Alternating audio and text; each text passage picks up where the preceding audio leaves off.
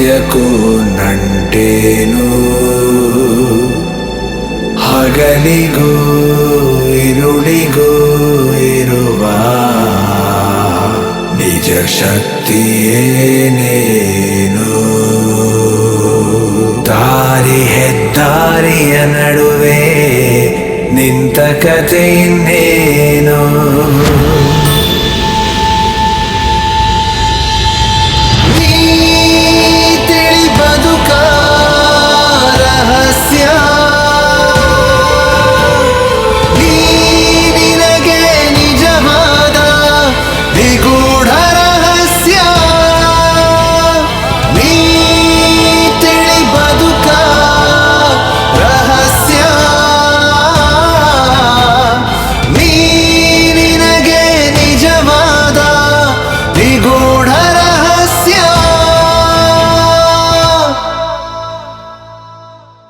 ರೋಚಕ ಸಂಗತಿಗಳ ಅನಾವರಣವೇ ಈ ನಿಗೂಢ ರಹಸ್ಯ.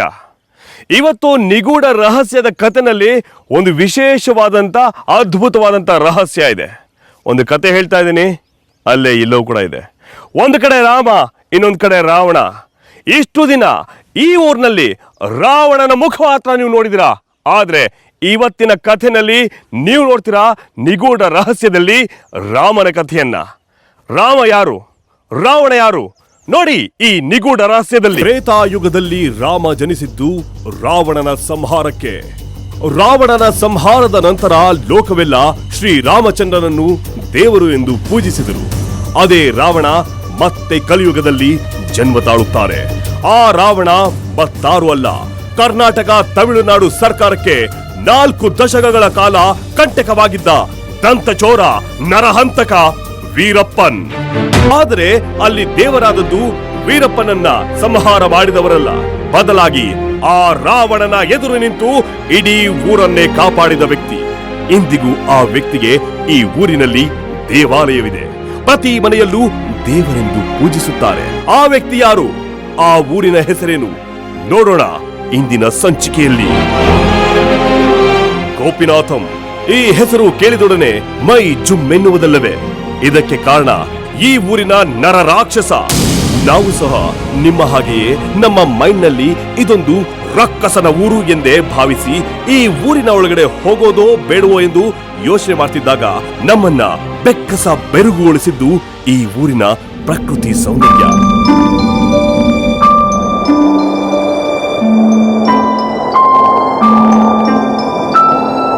ಸುತ್ತಮುತ್ತ ಹಸಿರು ಚಾದರವನ್ನು ಹೊದ್ದು ನಿಂತ ಭೂತಾಯಿ. ಬೆಟ್ಟ ಗುಡ್ಡಗಳು, ಕಣ್ಣು ಹಾಯಿಸಿದಷ್ಟು ದೂರ ಹಸಿರೋ ಹಸಿರು.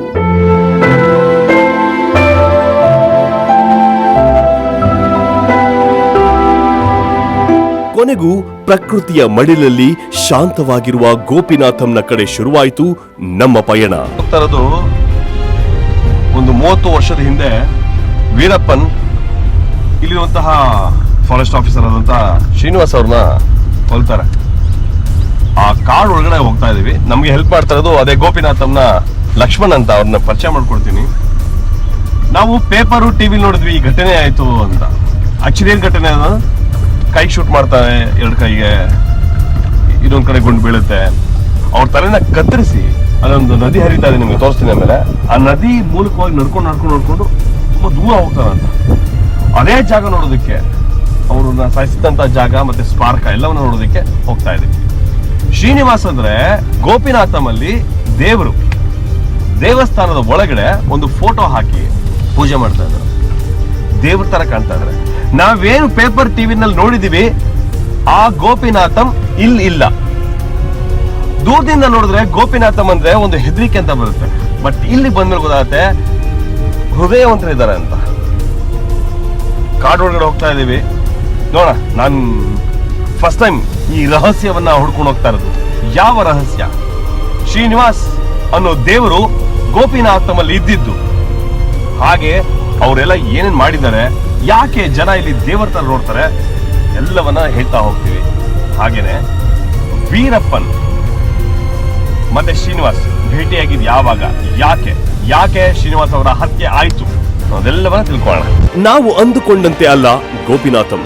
ಅಲ್ಲಿನ ಜನ ಹೂವಿನಷ್ಟೇ ಮೃದು. ಅವರ ಮಾತು, ಅವರ ಆತಿಥ್ಯ ನಿಜವಾಗಿಯೂ ನಮ್ಮನ್ನ ಆಶ್ಚರ್ಯಚಕಿತರನ್ನಾಗಿಸಿತು. ಅದನ್ನೇ ನಾವೀಗ ತಿಳಿಸಲು ಹೊರಟಿರೋದು. ಪಂಡಿರಪಲ್ಲಿ ಶ್ರೀನಿವಾಸ್ 1954ರಲ್ಲಿ ಆಂಧ್ರ ಪ್ರದೇಶದ ರಾಜಮಂಡ್ರಿಯಲ್ಲಿ ಜನಿಸಿದರು.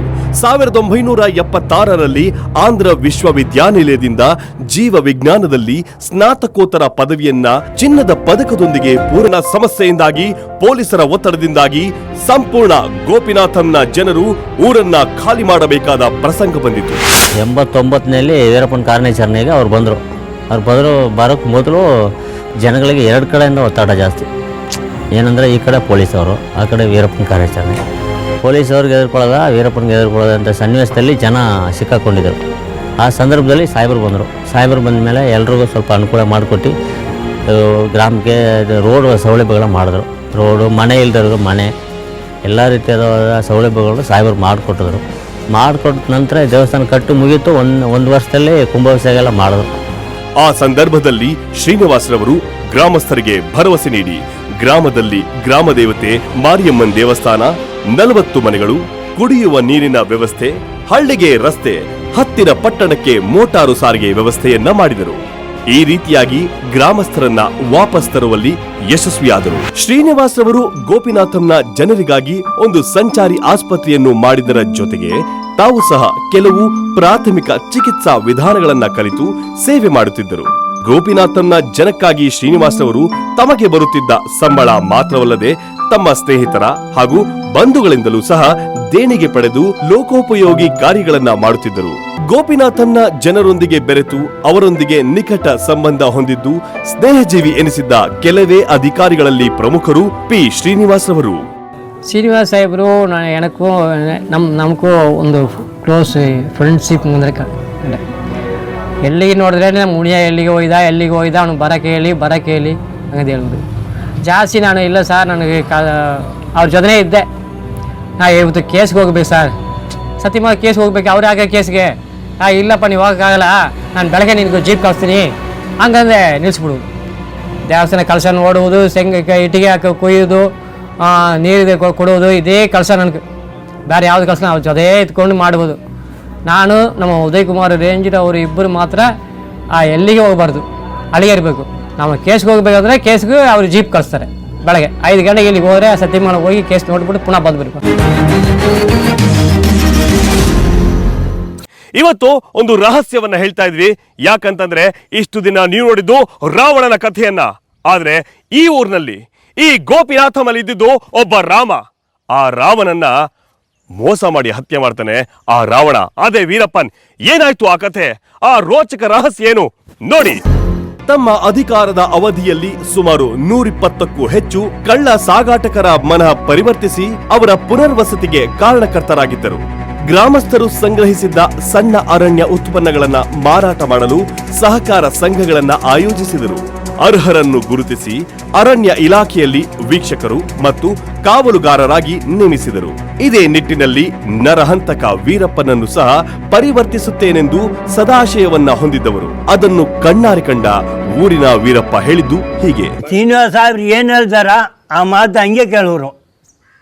ಸರ್ ಹಿಂಗೆ ಕೆಟ್ಟ ಮಟ್ಟು ಹೋಗಬೇಡಿ ಸರ್, ಹಿಂಗೆ ಅಲ್ಲ ಸರ್, ಹಿಂಗೆ ನೋಡಿ. ಅವರು ಒಳ್ಳೆಯದ ಮಾಡಿದ್ರು ಜನಗಳಿಗೆ ನಮ್ಮ ಜನಗಳಿಗೆ ಗೋಪಿನಾಥ್ ಅವರಿಗೆ ಯಾವ ದ್ರೋಹ ಮಾಡಿಲ್ಲ, ಒಂದು ತಪ್ಪು ಮಾಡಿಲ್ಲ, ಏನು ಒಳ್ಳೆ ಮನುಷ್ಯ.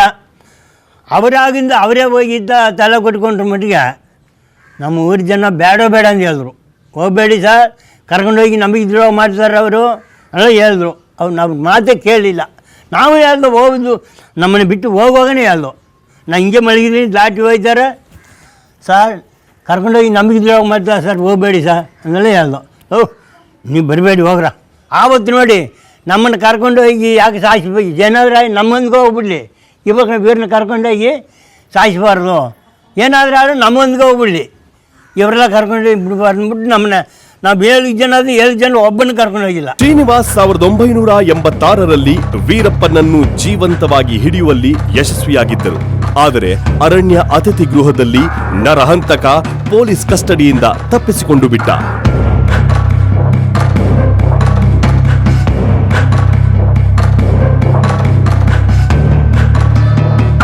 ಶ್ರೀನಿವಾಸ್ ಅಹಿಂಸೆಯನ್ನು ನಂಬಿದ್ದವರು. ವೀರಪ್ಪನ್ ಅಪರಾಧ ಚಟುವಟಿಕೆಗಳನ್ನು ತ್ಯಜಿಸಿ ಮುಖ್ಯವಾಹಿನಿಗೆ ಸೇರಬೇಕೆಂದು ಬಯಸಿದ್ದರು. ಗೋಪಿನಾಥಂ ಮತ್ತು ಸುತ್ತಮುತ್ತ ಹಳ್ಳಿಗಳಲ್ಲಿ ಹೆಚ್ಚು ಜನಪ್ರಿಯವಾಗಿದ್ದ ಶ್ರೀನಿವಾಸ್ರವರನ್ನು ಕೊಲ್ಲಲು ವೀರಪ್ಪನ್ ನಿರ್ಧಾರ ಮಾಡಿದ್ದ. ಅದಕ್ಕೆ ಕಾರಣ ಅವನ ತಮ್ಮ ಅರ್ಜುನ. ನವೆಂಬರ್ 9, 1991 ಸಂಜೆ ವೀರಪ್ಪನ್ ತನ್ನ ಸಹೋದರ ಅರ್ಜುನ್ನ ಮೂಲಕ ಶ್ರೀನಿವಾಸ್ರವರು ನಿರಾಯುಧರಾಗಿ ಬಂದರೆ ಶರಣಾಗಲು ಸಿದ್ಧ ಎಂದು ಹೇಳಿ ಕಳುಹಿಸಿದ. ಗೋಪಿನಾಥನ್ನ ಜನರು ಹೋಗಬೇಡಿ, ಅವನು ನಿಮ್ಮನ್ನು ಕೊಲ್ಲಲು ಸಂಚು ಹೂಡಿದ್ದಾನೆ ಎಂದರು. ಲೆಕ್ಕಿಸದೆ ಅಂದು ಕಾಡಿಗೆ ಹೊರಟ ಪಿ ಶ್ರೀನಿವಾಸ್ ಅವರಿಗೆ ಏನಾಯ್ತು ಗೊತ್ತಾ? ನೀವೇ ಕೇಳಿ. ಬೇಡ ಅಂದ್ರೆ ಅವ್ರು ಕಾಳೆಲ್ಲ ಹಿಡಿದ್ರೂ ಇಲ್ಲಪ್ಪ ಹೋಗಿ ನೋಡಲೇಬೇಕು.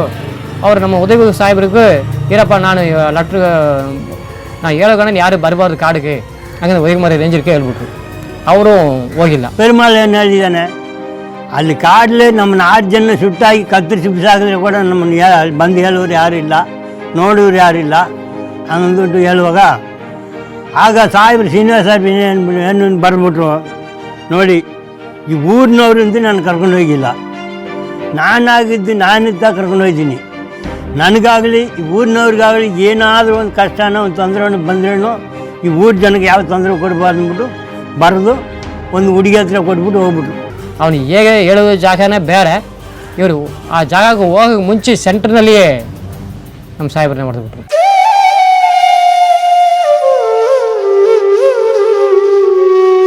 ಆ ದಿನ ಆಗಿದ್ದು ಊರಿನಲ್ಲಿ ಸ್ಮಶಾನ ಮೌನ. ಗೋಪಿನಾಥಂ ಬೆಚ್ಚಿ ಬಿದ್ದಿತ್ತು, ಕರ್ನಾಟಕ ಬೆಚ್ಚಿ ಬಿದ್ದಿತ್ತು. ಕರ್ನಾಟಕ ಅಲ್ಲ, ಇಡೀ ಭಾರತ ದೇಶ ಬೆಚ್ಚಿ ಬಿದ್ದಿತ್ತು ಈ ವೀರಪ್ಪನ ಅಟ್ಟಹಾಸಕ್ಕೆ. ಒಂದು ಕಾಲ ಬರಬೇಕಲ್ಲ, ಸತ್ತಿರೋ ರಾಮ ಮತ್ತೆ ಹುಟ್ಟು ಬರಬೇಕು. ಕಲಿಯುಗದ ರಾಮ ಯಾರು ಬಂದ್ರು, ಏನಾಯ್ತು, ಆ ನಿಗೂಢ ರಹಸ್ಯ ತಿಳಿಸ್ತೀನಿ. ಈ ಜಾಗಕ್ಕೆ ಅವ್ರು ಕರ್ಕೊಂಡ್ ಬರ್ತಾರೆ. ಯಾವ್ದಾ ಜಾಗ? ಸೊ ವೀರಪ್ಪನ್ ಕರ್ಕೊಂಡ್ಬರೋದು ಈ ಜಾಗಕ್ಕೆ. ಸೊ ಈ ಜಾಗಕ್ಕೆ ಬಂದು ಗುಂಡೇಟ್ ಬೀಳುತ್ತಲ್ವಾ ಅವ್ರಿಗೆ? ಬಿದ್ದೇಟಿಗೆ ನೀರಲ್ಲೇ ಬಿದ್ದುಬಿಟ್ರು. ಬಿದ್ದೇಟಿಗೆ ಮೇಲೆ ಎಳೆದು ಮಡಿ ತಲೆ ಕತ್ತರಿಸ್ಕೊಂಡು 3 ಕಿಲೋಮೀಟರ್ ದೂರ ಅಜ್ಜನ್ನೇ ಕೊಟ್ಟಿಲ್ಲ, ನೀರಲ್ಲೇ ಹೋಗ್ಬಿಟ್ರು. ನೀರು ಅಲ್ಲ ಹರಿತಾ ಇದ್ದಲ್ಲ, ನೀರಲ್ಲೇ ಹೋಗ್ಬಿಟ್ರು. ಸೊ ಅವ್ರ ಬಾಡಿ ಕೂಡ ಇಲ್ಲೇ ಸಿಕ್ಕಿದಲ್ಲ? ಬಾಡಿ ಮಾತ್ರ, ತಲೆ ಸಿಕ್ಲಿಲ್ಲ. ಸೊ ತಲೆ ಎಲ್ಲಿ ತಗೊಂಡೋಗಿದ್ದು? ಎಲ್ಲ ಬೇರೆ ಕಡೆ ಆದ್ರು. ಅವ್ರು ಎರ್ತಿ ಗಿಡ್ತಿಲ್ಲ, ಅಲ್ಲಿದ್ದಾರೆ. ತಲೆ ತಗೊಂಡು ಅವ್ರು ಎರ್ತಿ ತೋರಿಸ್ಬಿಟ್ಟು ಅಲ್ಲಿ ಒಂದು ಕೆರೆ ಇದೆ, ಕಾಟಿ ಕೆರೆ ಅಂದ್ಬಿಟ್ಟು. ಆ ಕೆರೆ ಹತ್ರ ಒಂದು ಕಲ್ಲು ಬಂಡವಾಳ ಒಂದು ಗುಳಿಯಲ್ಲಿ ಬಿಸಾಕ್ಬಿಟ್ಟು ಹೋಗ್ಬಿಟ್ರು. 3 ತಿಂಗಳು ಆದಮೇಲೆ ಈ ದನಿನವರು ಏನೋ ವಾಸನೆ ಮಾಡಿದ್ದದೆ ಅಂದ್ಬಿಟ್ಟು ನೋಡುವಾಗ ಬುರುಡೆ, ಒಂದು ಮನುಷ್ಯನ ಬುರುಡೆಯಲ್ಲಿ ಅದೇ ಅಂದ್ಬಿಟ್ಟು ಹೇಳಿದ್ಮೇಲೆ ಇಲ್ಲಿ ಹೋಗಿ ನೋಡಿದ್ರೆ ಸಾಹೇಬ್ರದ್ದು ತಲೆ ಇಲ್ಲ.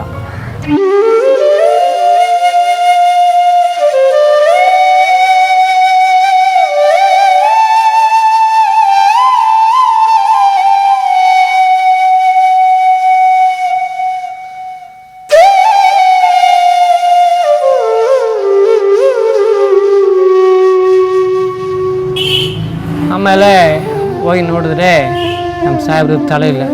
ಕಟ್ ಮಾಡಿ ಎತ್ಕೊಂಡು ಹೋಗ್ಬಿಟ್ರು. ಮಾಡಿ ಎತ್ಕೊಂಡು ಹೋಗಿ ಎಲ್ಲಿಗೆ ಆಗಿದೆ, ಏನು ಮಾಡಿದೆ ಅಂತ ಗೊತ್ತಿಲ್ಲ.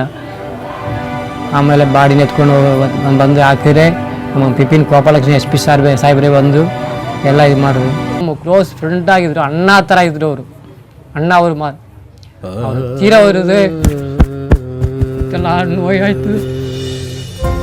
ಅವ್ರು ಇದ್ರೆ ಮಕ್ಕಳಿಗೆ ಒಳ್ಳೆ ಕೆಲಸ ಒಪ್ಪಿಸ್ಕೊಡು.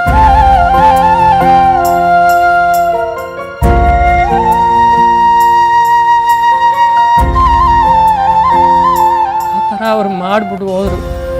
ಅವ್ರು ಕೊಂಡುಬಿಟ್ಟ, ಕೊಲೆ ಮಾಡಿಬಿಟ್ಟ ಅವನು ವೀರಪ್ಪ. ಅದರಿಂದ ನಮ್ಗೆ ಸ್ವಲ್ಪ ಎಲ್ಲ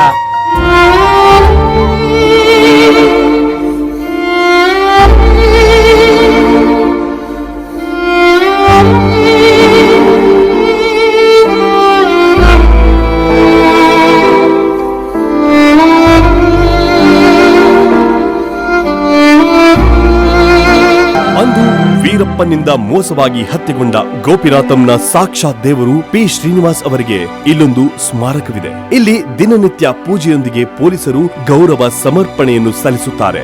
ನದಿಯ ತೀರದಲ್ಲಿರುವ ಈ ಸ್ಮಾರಕಕ್ಕೆ ಸಶಸ್ತ್ರ ಮೀಸಲು ಪಡೆಯವರು, ಸ್ಥಳೀಯರು ಹಾಗೂ ಅರಣ್ಯ ಅಧಿಕಾರಿಗಳು ಸೇರಿದಂತೆ ಎಲ್ಲರೂ ಪೂಜ್ಯ ಮನೋಭಾವದಿಂದ ದಿನನಿತ್ಯ ಸ್ಮರಿಸುತ್ತಾರೆ.